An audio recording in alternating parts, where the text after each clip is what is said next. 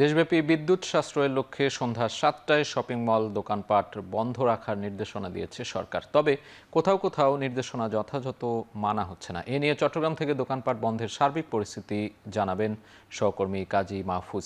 মাহফুজ, চট্টগ্রামের সরকারি বেঁধে দেওয়া যে নিয়ম বা শপিং মল বা দোকান বন্ধের নির্দেশনা, সেটি মানা হচ্ছে কিনা এবং ক্রেতা বিক্রেতাদের প্রতিক্রিয়া কি জানাবেন? সাজিদ, মধ্যপ্রাচ্যের যুদ্ধ পরিস্থিতির প্রেক্ষাপটে জ্বালানি সংকট তৈরি হয়েছে। সেটির প্রেক্ষিতে মূলত সরকার জ্বালানি সাশ্রয়ে বিশেষ করে সন্ধ্যা ৭টার মধ্যে শপিং মল দোকানপাট বন্ধ রাখার যে সিদ্ধান্ত নিয়েছে সেটি কিন্তু আমরা দেখতে পাচ্ছি চট্টগ্রামে পুরোপুরি বাস্তবায়ন না হলেও কিছু কিছু ক্ষেত্রে আমরা তার বাস্তবায়ন দেখতে পাচ্ছি। বিশেষ করে বড় যে শপিং মলগুলো আছে সেগুলো কিন্তু ৭টার মধ্যে বন্ধ করে রাখা হয়েছে। আমরা সন্ধ্যার পর থেকে বেশ কিছু শপিং মল ঘুরেছি, বেশিরভাগ বন্ধ ছিল। তবে রাস্তার পাশে যে সকল ছোট ছোট দোকানগুলো রয়েছে সেগুলোর অধিকাংশ আমরা খোলা দেখেছি।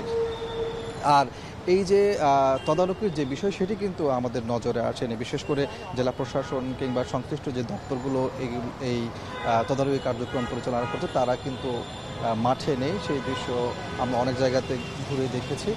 তবে ক্রেতা এবং বিক্রেতার মধ্যে এই বিষয় নিয়ে মিশ্র প্রতিক্রিয়া আমরা লক্ষ্য করেছি। বিশেষ করে ক্রেতারা বলছেন যে মূল যে সমস্যা, যেহেতু সরকারের পক্ষ থেকে বলা হয়েছিল জ্বালানি সংকট নেই, তাহলে কেন এই ৭টার মধ্যে দোকানপাট বন্ধ করে রাখা হচ্ছে, তাদের ব্যবসা বাণিজ্য বন্ধ হয়ে যাচ্ছে।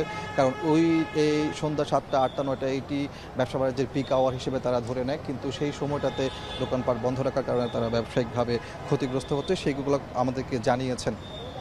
একই সাথে আপনাকে বলে রাখি যে সকল সেবাধর্মী প্রতিষ্ঠান, জরুরি সেবা, বিশেষ করে হাসপাতাল থেকে শুরু করে ফার্মেসি, খাবারের দোকান, এই জায়গাগুলোতে কিন্তু খোলা রয়েছে। আমরা সেই দৃশ্যগুলো এখানে দেখতে পাচ্ছি। তবে সব কিছু মিলিয়ে বলা যায় যে সরকারের যে সিদ্ধান্ত জ্বালানির সাশ্রয়ের জন্য সন্ধ্যা ৭টার মধ্যে দোকানপাট এবং শপিং মল বন্ধ রাখা, সেক্ষেত্রে বড় বড় শপিং মলগুলো বন্ধ থাকলেও ছোট ছোট যে সকল দোকানগুলো রাস্তার আশপাশে গড়ে উঠছে সেগুলো কিন্তু এখনও খোলা রয়েছে। সেই দৃশ্য আমরা এখানে দেখেছি। প্রশাসনের পক্ষ থেকে তেমন বেশি নজরদারি নেই। সাজিদ। সহকর্মী কাজী মাহফুজ যুক্ত ছিলেন চট্টগ্রাম থেকে।